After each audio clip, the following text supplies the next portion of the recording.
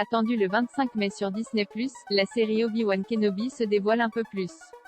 Mauvaise nouvelle pour les fans, le show Star Wars sera moins sombre que prévu et un personnage emblématique a été coupé du scénario. Après la diffusion de la première bande-annonce épique de Obi-Wan Kenobi, de nouvelles informations et indiscrétions ont été dévoilées.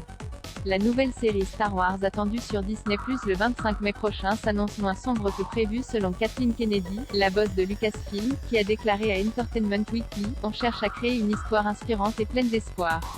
C'est difficile quand vous démarrez avec un personnage dans l'état d'Obi-Wan juste après la revanche des Sith. C'est une période très sombre de sa vie. On ne peut pas juste agiter une baguette magique avec un auteur pour développer une histoire qui reflète ce que vous voulez ressentir. Elle a donc fait en sorte que la série soit réécrite pour en atténuer la part sombre sans pour autant entacher le mental torturé d'Obi-Wan, déprimé par son échec dans l'apprentissage de son padawan et ami Anakin Skywalker, devenu le redoutable seigneur Sith Dark Vador.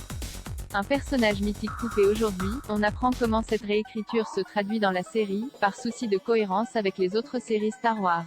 Ainsi, The Hollywood Reporter nous apprend que Deborah Shaw, la réalisatrice de la série, avait donné à Dave Filoni et Jon Favreau les premiers scripts de Obi-Wan signés Hossein Amini.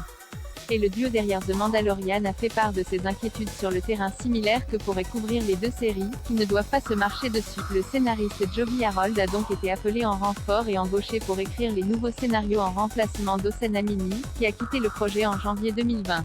Les sources de The Hollywood Reporter révèlent qu'à l'origine, la série mettait en scène Obi-Wan Kenobi en protecteur d'un jeune Luke Skywalker face à Darth Maul, qui les traquait, et Dark Vador ne faisait pas partie de l'équation. Dave Filoni et Jon Favreau auraient alors encouragé Deborah Shaw à pousser le curseur un peu plus loin, avant que Kathleen Kennedy ne demande une réécriture créative. Ces nombreux changements ont ainsi entraîné le remplacement du garçon initialement choisi pour jouer Luke Skywalker par le jeune acteur Grant Philly, mais aussi et surtout la disparition de Darth Maul du scénario. Une mauvaise nouvelle pour les fans qui rêvaient du retour de ce personnage mythique de Star Wars afin qu'un nouveau duel le confronte à Obi-Wan Kenobi.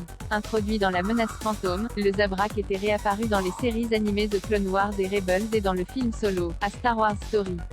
L'acteur Ray Park, qui campait le célèbre personnage, était déjà en pleine préparation pour se glisser à nouveau dans la peau du personnage avant que ces scènes ne soient abandonnées. À la place, les fans auront droit au retour de Dark Vador, campé par Hayden Christensen.